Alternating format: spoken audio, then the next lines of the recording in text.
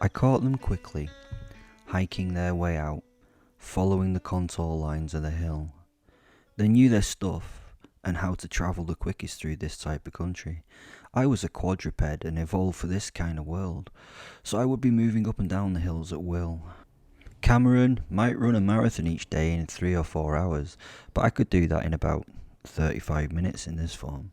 I could keep that up for 300 miles. I had done when running in Russia. Let the games begin, Cameron.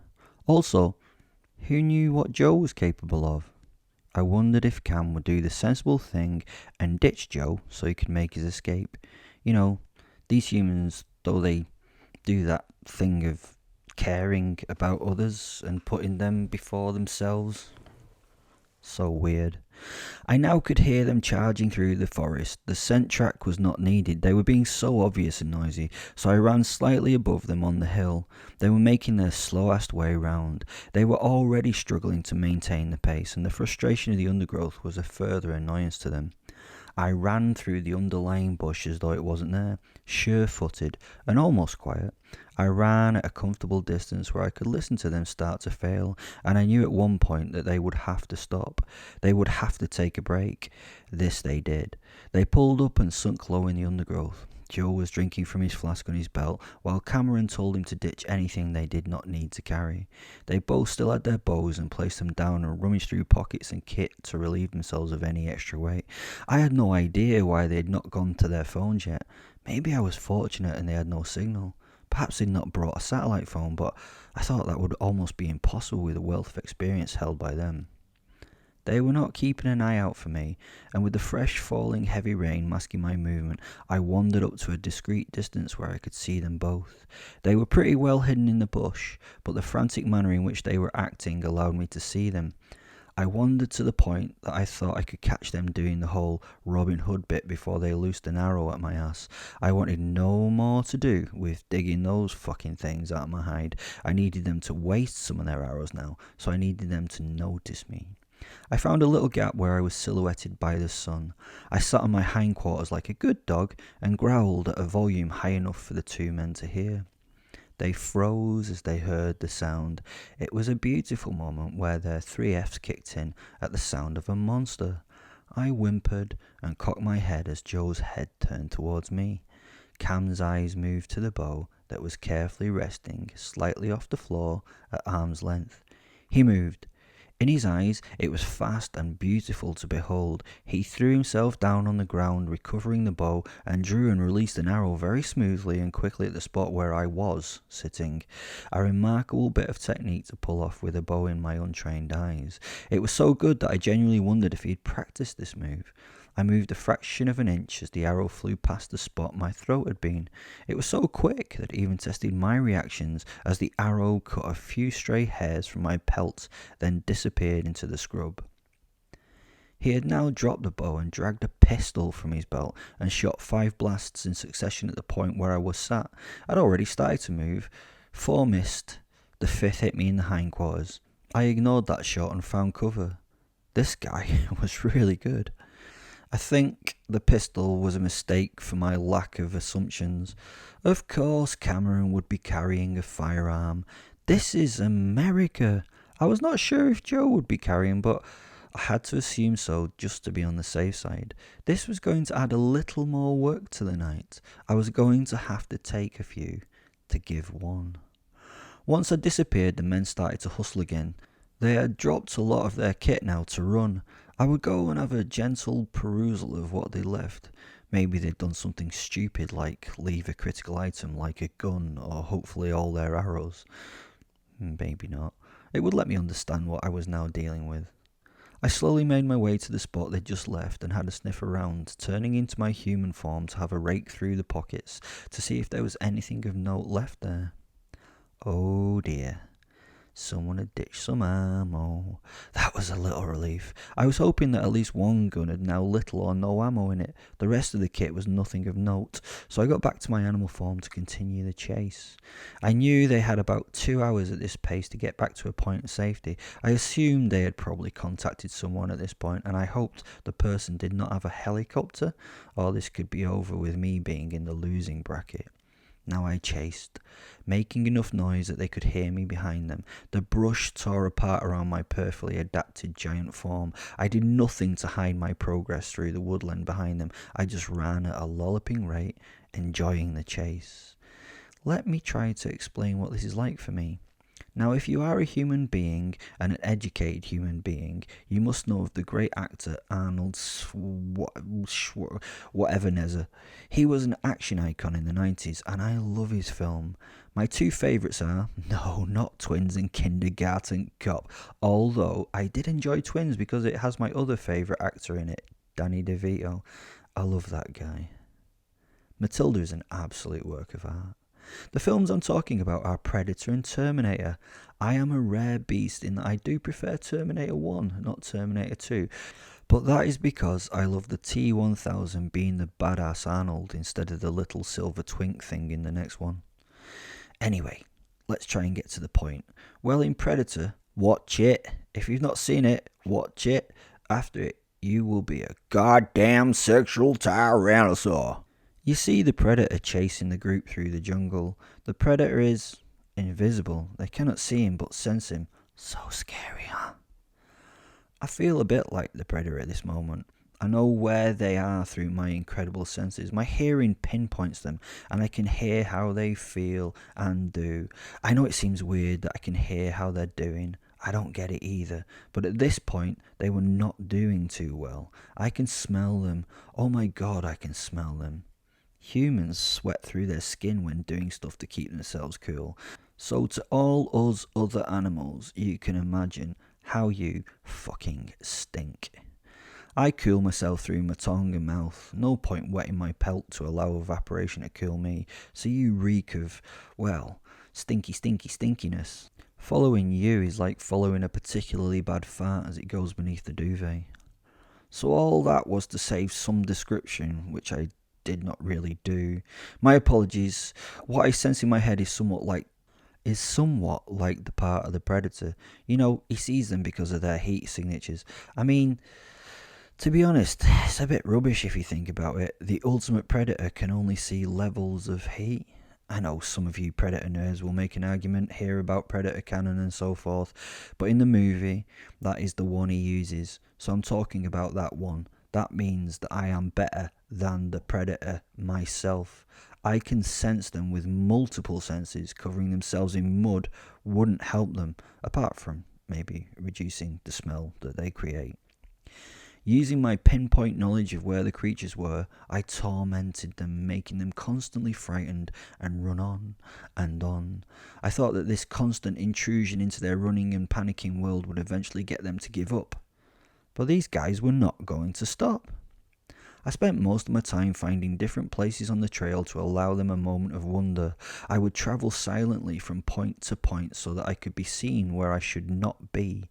I appeared running to the left of the running men. The cracking of twigs and boughs gave my position away purposefully. Cam stopped. Joe carried on. Shots were fired. They missed. There was only one gun, and the bullets were running low or gone. This was the next 20 minutes of the poor men's lives. They had dumped everything now. This was going to be over shortly. I now ran ahead of them to set up a gentle surprise for the lucky two. That gentle surprise would be me, mother lovers. I knew the line they were charging along and knew where they would be when they ran into my ambush. They were out of breath, charging and generally doing the things of just focusing on running away from shit. They had shed more stuff as they ran, and it littered the trail as cast-offs and unwanted items. I held a little bit of high ground that they would have to pass on their journey, and waited just out their line of sight to reveal myself. Joe was in the lead now and struggling to keep one foot going in front of the other. He was running in a somewhat clumsy gait. Cam was behind him, pushing Joe verbally and keeping a manic eye on him. This must be a fantastic feeling for them. They were fighting desperately and hoping to escape and get their precious lives back. The predators and now the prey. I was the big bad wolf, and it was my job to behave in an appropriate manner and rob them of those respective lives. Then they burst from the cover, and Joe's first sight was me. He stumbled to a stop dead on the spot and faced me open mouthed. "Keep going! Keep going!" came the cry as Cam ran into the back of him to try and get his friend to move once more. Joe did not move. He was the immovable object. He just stared at me and was unable to do more than that. Cam, who had run into the spot looking back, pushed Joe forwards and then turned confused to face the man for a moment. "Come on, man, we have to move. I have no idea where it is." Joe stood and pointed at Cam and me as though in some kind of comedic movie. Cam ran his eye along the outstretched arm from shoulder to tip of finger before looking at the place it pointed to. Then he joined Joe in silence and that mouth-open shock face that humans always do. It's not very attractive, to be honest. "It's a wolf," Joe tried to say. I think his mind had become a little overwhelmed by this whole experience. Joe Rogan experience. Joe Rogan experience, get it? Sorry. I was about 10 feet away and posing in one of the innumerable great poses a giant wolf can take. Cam's first thought was not for the weapon he had in his hand. I could see that his first thought was of worshipping the splendour of the animal in front of him. Sadly, that didn't last too long, as eventually he lifted the gun and fired 2 shots. They both hit, but I stood proud in front of him, knowing they would not get too deep through my fluff and flesh. They would soon come out, then, and that would be it. No more bullets, no more ways out. The end. I dropped my head and faced the men, hiding my neck, flattening my ears, and lifting my lips. I snarled and verbalized my predator's nature. I thought this would end the men's freeze, and they would be easy meat. Cam reached for Joe's jaw and turned his face to meet his. Whispering went on. Were they formulating a plan? The next moment, Cam threw the gun and drew the bow. He was so close to releasing the arrow that he would have been an utter bastard to get out of his range. Luckily, I closed the distance as he drew, and I ripped the bow from his grasp, tasting blood. The arrow had fallen from it to the ground, and the bow was in bits. Joe had taken this moment to take a knife from his belt and move towards me from behind. This was well timed, and I had to turn and snap at him quickly. He flinched into a crouch. He now held the knife in front of him as he backed out with Cam bleeding behind him. They both stared at me with wide eyes and left the clearing, turning into the thickets of the woods around them. What the fuck were they doing? They must have realised that they had no chance of getting away. They must know. But they didn't stop. They kept on trying. They were fucking great, to be honest. This could even be more fun. I was struggling to break them. Oh, how I love it when they struggle so. They had no weapons and no chance, but they had the very human invention, hope. Fucking hope. Laugh out loud. Well, it leads to me having exceptional fun. There was no way I was letting them relax. I was driving them before me as safely as I could. They would have to develop some plan because they could not keep this pace up for long. As they ran and panicked, I would come into sight every now and again just to remind them that they were done. They must have felt that they could not outrun me at this point. They slowed their pace significantly and tried to walk in near silence in constant vigilance. They both sweetly held their little knifey wises in their hand. I suppose anything to give them comfort would be wanted in this situation. I made my way ahead of them once more and thought about my next move. I was thinking with Fen. They were getting closer to being in a safe place, so I needed to do something pretty soon or the fun would be over, and I'm sure that none of us really wanted that. This must be the first time they felt truly alive in their little lives. Apparently humans only feel alive when close to death. They had probably only had moments of this feeling up to now. taking the corner too fast in the car and just recovering control, slipping in the bath, taking a danger wank with your family in the other room just to spice it up. This was different. This was 2 hours of knowing you were going to die. They were truly alive in that moment. I had to cut them off and freak them out in another way. It would be awesome just to twist the tail once more, to frighten the frightened fucks once again, or just confuse them. Yeah, let's confuse them. That would be way more fun. They came out of the bush into the little clearing where I was sitting in my human form. I greeted them with a very British, "What ho, chaps?" as a naked man sitting in the woods, chewing on a twig. Their eyes went to the periphery of the space. They were keenly watching along the lines of trees at the edge of the clearing. They listened for what was coming behind them. They must have had some idea that the wolf would charge into the space behind them at any moment. So this clothingless man in front of them was only a little distraction compared to the toothy monster that ran behind them. Or so they thought. "Hello," I said again in greeting with a wave. They both looked at each other and then at me. Joe nodded but didn't speak. Cameron didn't take his eyes off from the tree line. "I believe you are having a little difficulty at the moment. I mean, well, some big creature is hunting you, is it not?" Cam, still not taking his eyes off the shrub walls around the space, nodded and agreed, I think. "Uh-huh, it's a wolf," he said. "That, my friend, is not just a wolf. That, my friend, is a werewolf," I told them. Joe now looked at me with a very quizzical stare, but then returned to his constant search of the tree line. No questions.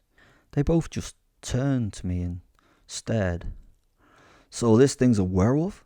Joe asked. "It's huge, Cam. Have you ever seen a wolf that big?" Cam turned to the two of us. "I've never seen a wolf in Utah for a start, and I don't know if it's fear or truth, but that thing seems about twice the size of anything that I've ever heard of. And why is there a naked man in the middle of nowhere after being chased by a giant wolf that could have killed us and should have killed us whenever the thing fucking wanted to? I can believe just about anything right now." I spat my twig out, stood up in front of them covered in mud and blood, and smiled while pretending to dust myself down. "Aye. You're being hunted by a werewolf. What does that feel like? You know, to be the hunted and not the hunter?" The two men looked toward me. They both had a general look of disdain on their faces. "What do you think?" asked Joe. "It sucks," said Cam. "What's that, chaps? Are you not enjoying this? This must be the ultimate rush, no?" I stood up and smiled at them as I spoke. "Come on, guys. This must be the ultimate feeling. Like the ultimate fighting championships, huh? The monster is chasing you guys through the woods. You are fighting for your survival, and it's all against the odds." To be honest, the arrows fucked things up a bit. That leveled the odds a bit, but then I got pissed off, to be honest. Sadly, this didn't have the terrifying effect I thought it would have. I mean, I tried to do it in a very meaningful manner, but they didn't bite. Joe literally laughed out loud to the woods. I felt him relax as he stepped forwards towards me. "Okay, where is he? You're busted. Where the fuck are the cameras? Hey, Cam, we're being punked. You got us good, man. You got us good. I love werewolves. That was some setup." The men started laughing together and congratulated themselves on solving the problem at hand. I could feel the relief wash over them. I stood before them, smiling and looking at the ground, waiting for their moment of revelry to finish. "No," I said. "No, man, we spotted it, so don't try and hang on it. Let's just get this done. I know you're upset that we worked it out, but you cannot win them all the time." I looked at him again. "No. This is one that I'm about to win, Joe." The two guys looked at each other and I could see them stand and try to figure out what the fuck was going on. "So wait, you're standing naked in front of us and telling us that a werewolf's hunting us?" "Yeah." "Okay, man. I don't know what the shtick is, but we all know that werewolves are Not real? Are you a mental case or something? Well, to be honest, I have been diagnosed as, I started, but Joe carried on his point. Look, I get this all the time. Is it a book or a movie or some shit? Although I love werewolf stories, this is not the right way to get my attention, man. For fuck's sake, I came out here to relax and have a break from all that shit. You screwed up, man. I appreciate the effort that you've gone to. I really do. But get out of here and try and do these things properly. Phone my fucking agent. Don't hassle me. Jesus. You had us running scared there and shooting at shapes in the dark. You could have died. The wolf puppet thing was super convincing. We could have killed you, for God's sake. Seriously, man, you ruined my holiday, he monologued. So, how on earth do you explain the taking down of the elk back there? How do you explain these wounds here in my thigh and here in my throat? I asked. The two guys moved closer to me as they looked at the areas of damage on my body. What, man?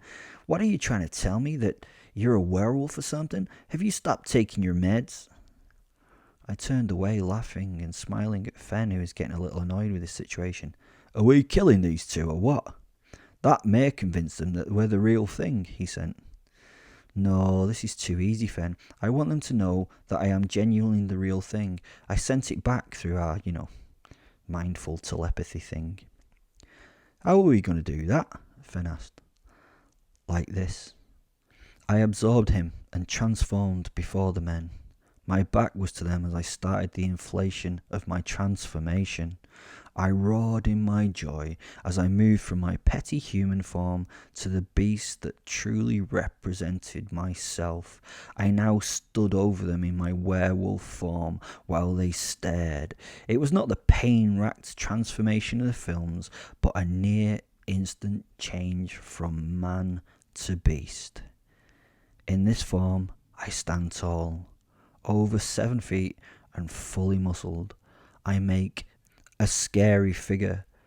To add to the foreboding that I offered, my pelt now envelops my body in complete blackness. It absorbs the daylight and makes me a shadow in the darkness before them.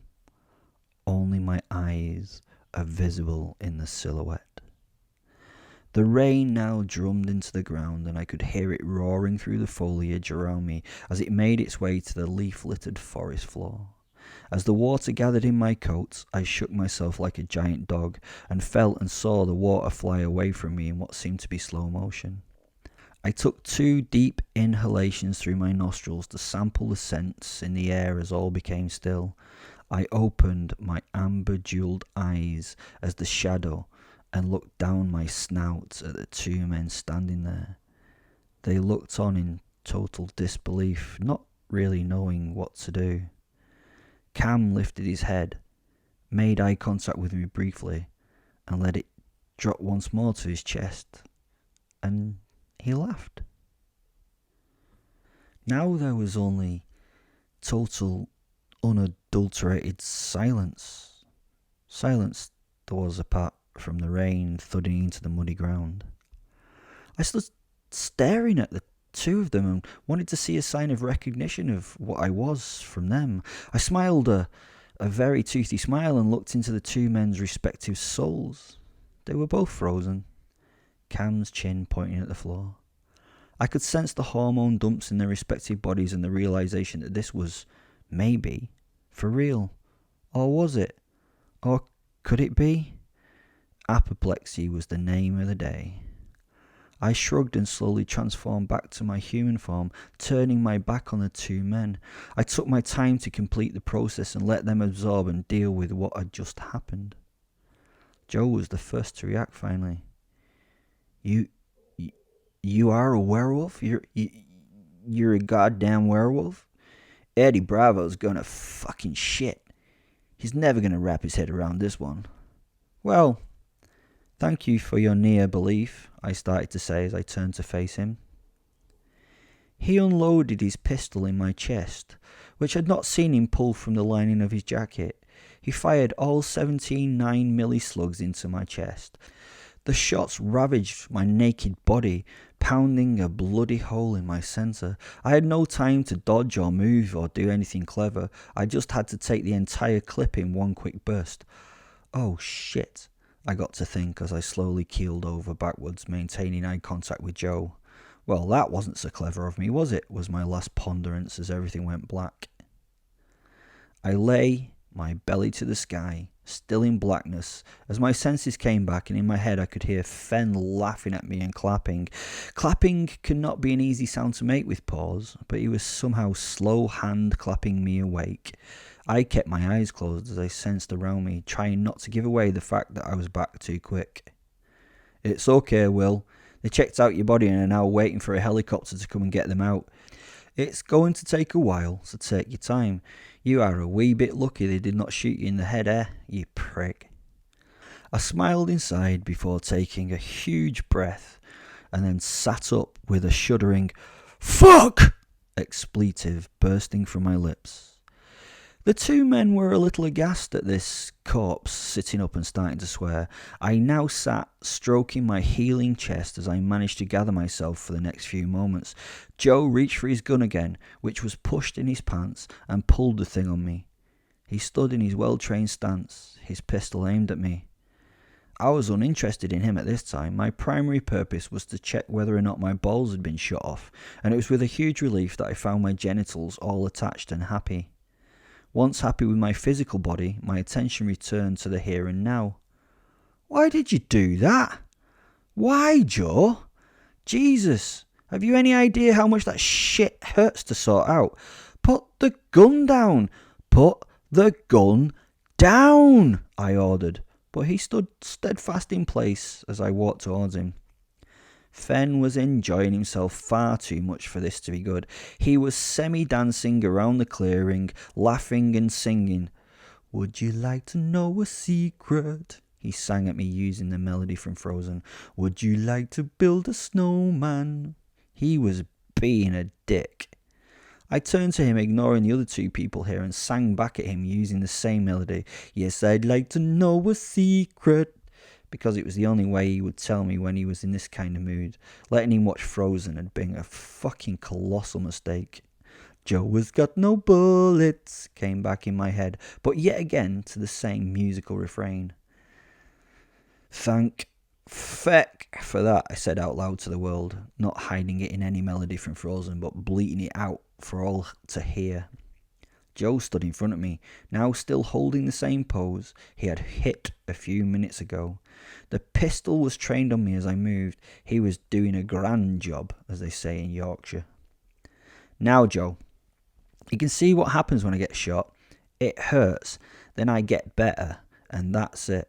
Oh, apart from the fact that it's pissed me off a lot. So my personal advice would be not to shoot me if you please, because I'm annoyed right now, and if you shoot me again, I think I will find it I get right fractious.